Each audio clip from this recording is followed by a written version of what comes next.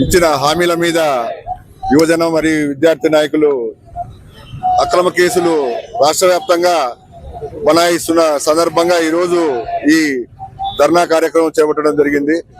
ఎలక్షన్ల ముందు కూటమి ప్రభుత్వం అనేక హామీలు ఇచ్చారు. వాటిని ఏవి అమలు చేయకుండా రాష్ట్ర ప్రజలందరినీ ముట్టేట ముంచారు.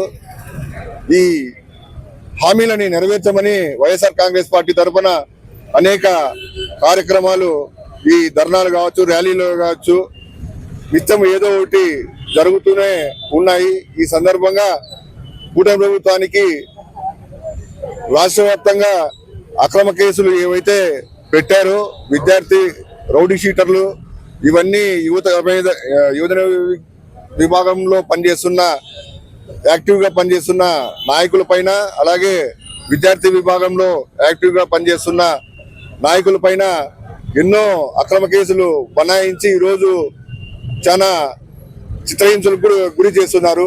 ఇది కూటమి ప్రభుత్వము ఇచ్చిన హామీలను వెంటనే నెరవేర్చి ఏవైతే కేసులు బనాయించారో వాటన్నిటిని కేసుల్ని ఎత్తేయాల్సిందిగా యువజన విభాగం తరఫున కోరుతున్నారు.